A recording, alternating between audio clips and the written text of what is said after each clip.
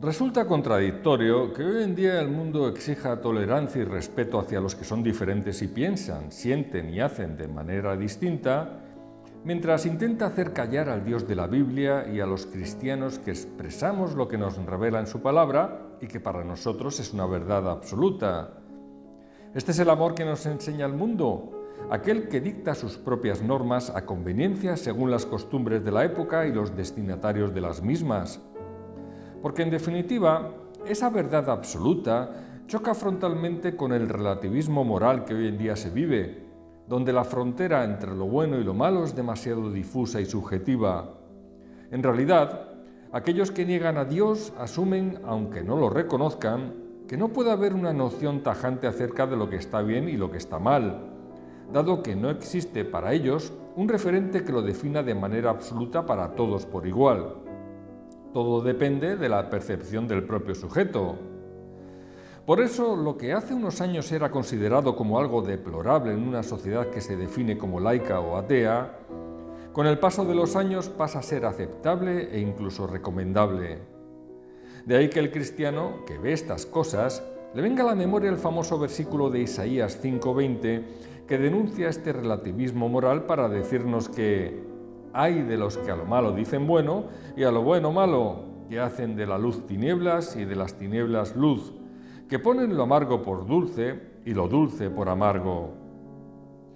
Pero incluso vemos en iglesias cómo se permite blanquear el pecado que se define claramente en la Biblia por parte de falsos pastores que solo quieren ganar audiencia a costa de agradar a todo el mundo dentro y fuera de la iglesia. Y lo triste es que muchos que se definen como cristianos les aplauden. Decir que Dios es amor es cierto, pero este amor no implica aceptarlo todo de quien es amado, porque ningún padre responsable aceptaría amar a su hijo eliminando la disciplina para corregirle cuando es necesaria. Esta es la razón por la que la tolerancia no es uno de los frutos del Espíritu Santo descritos en Gálatas 5, versículos 22 y 23, donde precisamente el amor que se menciona en primer lugar no es el equivalente a la tolerancia que predica el mundo. Por lo tanto, la tolerancia como tal no es una virtud cristiana, y cuando los incrédulos nos acusan de ser intolerantes, podemos reconocer que por supuesto lo somos ante el pecado. De hecho, en Santiago 4:4 leemos que la amistad del mundo es enemistad contra Dios, y que cualquiera que quiera ser amigo del mundo se constituye enemigo de Dios. Y en el Salmo 5, versículos 5 y 6, se nos dice que Dios aborrece a los que hacen iniquidad y al hombre sanguinario y engañador. Por ello, querer agradar a los demás pretendiendo ser más santos que el mismo Dios es muestra de una evidente soberbia que algunos se permiten practicar. Porque es imposible tener comunión con un mundo en el que millones de personas caminan a tientas ante la ausencia de la luz de Cristo, con los corazones endurecidos afirmando que los animales tienen derechos que les son negados a seres humanos aún no nacidos, empezando por el de la propia vida. Por eso la intolerancia de Dios frente al pecado es lo que provocó su justicia en la cruz del Calvario, al objeto de darnos la oportunidad de salvación respecto a una ira igualmente sana y santa, porque no hubo otra manera de hacerlo más que por medio de su propio Hijo, y esto sí que es verdadero amor, el que salva, no el que tolera. Y todo ello unido a la gracia y a la verdad en la que se encarnó Jesucristo según Juan 1:17, porque el amor que salva por pura gracia debe estar basado en la única verdad que refleja la palabra de Dios, por mucho que duela al destinatario de la misma. Es por ello que el Evangelio solo puede predicarse transmitiendo esa verdad a las personas que aún no conocen a Cristo, para que se arrepientan y obtengan el perdón de sus pecados. Así es, ya que es seguro que Dios juzgará al mundo conforme a las palabras que dan título al Salmo 50. Este juicio será por medio de su Hijo, sabiendo que no fue enviado al mundo para condenarlo, sino para salvación. Por eso el que cree no es condenado, pero el que no cree ya ha sido condenado, porque no ha creído en el nombre del unigénito Hijo de Dios a tenor de Juan 3, versículos 17 y 18.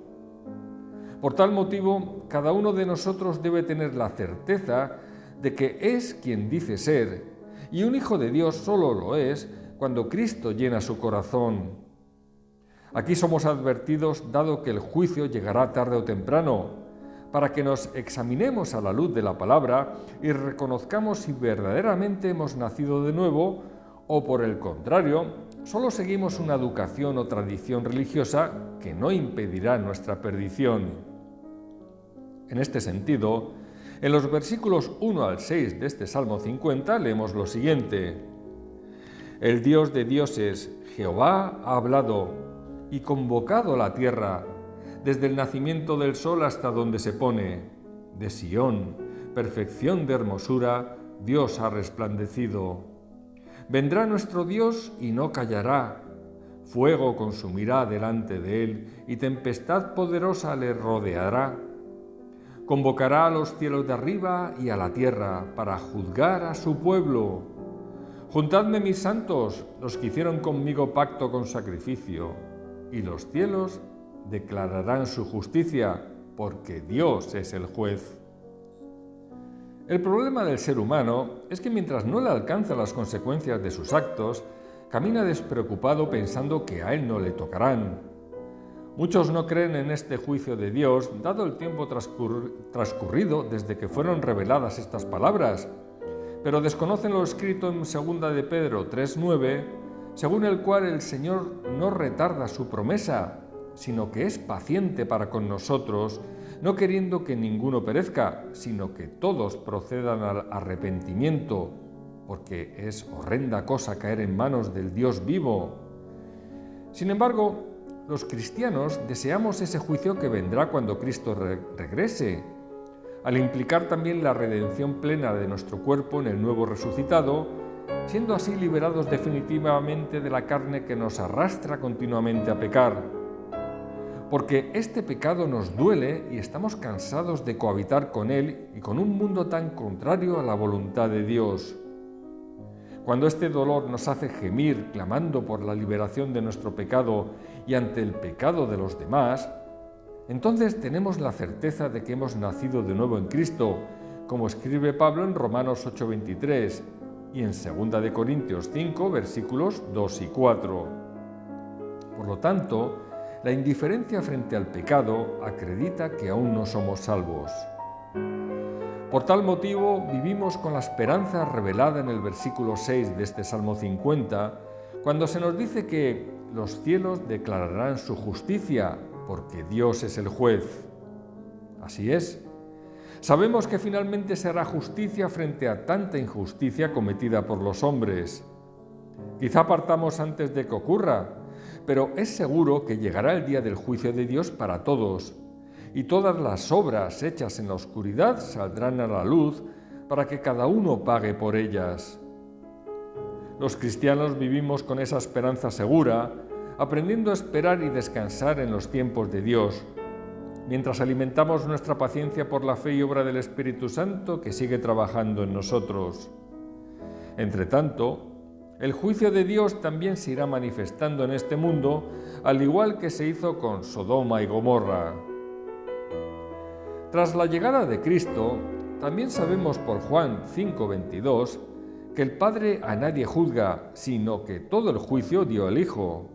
Es decir, será Cristo el juez de todos, porque así lo ha querido el Padre para que todos honren al Hijo como honran al Padre. Por lo que quien no honra al Hijo, no honra al Padre que le envió, como añade el versículo 23. Por lo tanto, la justicia de Dios obra por medio del Hijo, que es Cristo. Este es el motivo por el cual aquellos que dicen creer en Dios, pero no en Jesús como su Señor y Salvador, en realidad es como si dijeran que no creen. Porque como dijo Pedro en Hechos 4:12, fuera de Jesús no hay salvación, porque no hay otro nombre bajo el cielo dado a los hombres en que podamos ser salvos.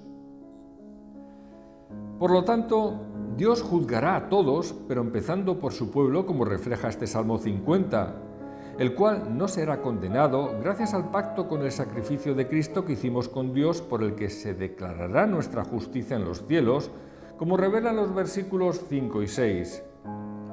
Sin embargo, esto no quita que podamos ser reprendidos al no seguir fielmente el camino de santificación que Dios exige como santos apartados para su gloria. Porque habrá muchos que, aunque se salven, sus obras serán manifestadas y probadas por el fuego para ser quemadas y sufrir pérdida, al haber edificado sobre un fundamento diferente al de Jesucristo, como explica Pablo en 1 Corintios 3:15. Por eso el fuego limpia toda impureza para hacernos a la imagen de Cristo. Pero ese juicio también nos sirve como advertencia para comprobar si realmente somos lo que decimos ser como Iglesia de Cristo, ya que no son pocos los que puedan caminar por sendas equivocadas para acabar mal. Jesús lo explicó en Mateo 7, versículos 21 al 23, en referencia a aquellos que dicen conocer a Cristo pero no hacen la voluntad de Dios. Porque no se trata de afirmar que le conocemos llamándole Señor, Señor, sino más bien de que Él nos conozca a nosotros desde un principio, para evitar que cuando comparezcamos ante Él nos diga como juez: «Nunca os conocí, apartaos de mí, hacedores de maldad», pese a profetizar, echar demonios o hacer milagros en su nombre. Dios, por misericordia, busca que nos examinemos para en su caso corregir y evitar el desastre. Es decir, de nada sirve el sacrificio externo como hacían los judíos si no existe verdadera fe y arrepentimiento, y esto es de lo que Dios advierte a su pueblo. No toda iglesia que dice llamarse de Cristo es verdadera, ya que muchas están aceptando el sistema de valores de este mundo para plegarse a las nuevas ideologías y evitar la confrontación o incluso la persecución. Por eso Dios advierte a su pueblo en los siguientes versículos 7 al 13 del Salmo 50 al decirles: «Oye, pueblo mío, y hablaré. Escucha, Israel, y testificaré contra ti. Yo soy Dios, el Dios tuyo. No te reprenderé por tus sacrificios ni por tus holocaustos, que están continuamente delante de mí. No tomaré de su casa becerros ni machos cabríos de tus apriscos, porque mía es toda bestia del bosque y los millares de animales en los collados. Conozco a todas las aves de los montes y todo lo que se mueve en los campos me pertenece. Si yo tuviese hambre, no te lo diría a ti, porque mío es el mundo y su plenitud. ¿He de comer yo carne de toros o de beber sangre de machos cabríos?». Dios no nos reprende como cristianos por cumplir los ritos, liturgias, ofrendar o asistir a la misa o al culto cada domingo, sino por lo que hay en nuestros corazones, ya que podemos ser un pueblo que le honre solo de labios, como les dijo Jesús a los hipócritas fariseos en Mateo 15:8, en referencia a las palabras de Isaías. El verdadero problema del pueblo judío fue no comprender el propósito por el cual les fue dada la ley por medio de Moisés, ya que, como expresa el Salmo, Dios no necesitaba los sacrificios de los animales que hacía el pueblo, sino entender por qué lo hacían. Actualmente para nosotros el problema persiste si no entendemos que los sacrificios que hagamos no son un fin en sí mismo, sino una demostración de lo que somos. Porque el cristiano redimido por la sangre de Cristo se define por lo que es ante Dios como hijo suyo, en virtud de su relación con Él, no por lo que hace en apariencia ante los demás hombres. Si el corazón y la mente no lo llena Cristo por obra del Espíritu Santo, da igual todo, dado que no se trata de mero conocimiento intelectual. Además, el propósito de Dios fue siempre hacernos ver que el pecado acaba trayendo la muerte de un ser inocente, quien debía pagar con su sangre. En el Antiguo Testamento los animales morían por ello y el sacrificio se hizo necesario. Y tras la llegada de Cristo, el que nunca tuvo pecado fue sacrificado por los pecados de todos. Dios nos demuestra que el pecado tiene un costoso precio que hay que pagar siempre con la muerte. Para los judíos el sacrificio de sus animales suponía un costo calculado por su valor monetario. Pero para Dios el de su Hijo fue comprado sin dinero y sin precio por los creyentes, como está escrito en Isaías 55:1, para darnos cuenta del costo incalculable que supuso ese sacrificio, para así quebrantarnos y arrepentirnos. Por eso Dios nos exige entender lo que esto significa para poder aceptar cualquier sacrificio que hagamos en el nombre de su Hijo, ya que, si no es así, la mera liturgia u ofrenda considerada como obligación es aborrecida por Dios al considerar que le estamos ofreciendo lo hurtado, cojo o enfermo, como hacía su pueblo según Malaquías 1:13. Por lo tanto, de igual manera que los judíos creían poder agradar a Dios entregando sus animales en sacrificio como si los necesitara, hoy en día vemos que muchos cristianos hacen lo mismo, aunque el tipo de sacrificio sea otro, ya sea dando o haciendo cosas para ganar su favor. Pero esto es absurdo al no poder darle nada a Dios, porque mío es el mundo y su plenitud, como refleja el versículo 12 del Salmo. Está bien ofrendar, diezmar, congregarse o hacer la obra que se considere, pero si se hace con un corazón dispuesto y no por obligación o para que Dios nos dé algo a cambio. Ahora somos siervos de Cristo para servir y no ser servidos, y administradores de lo que Dios nos ha dado para su gloria, no los dueños. Dios no nos debe nada. De ahí que actualmente los cristianos debamos hacer otro tipo de sacrificios, como escribe Pablo en Romanos 12:1, presentando nuestros cuerpos en sacrificio vivo, santo, agradable a Dios, que es nuestro culto racional. Ahora nos entregamos en cuerpo y alma al servicio de Cristo con lo que somos y se nos ha otorgado, pero también con la mente, para comprender por qué lo hacemos.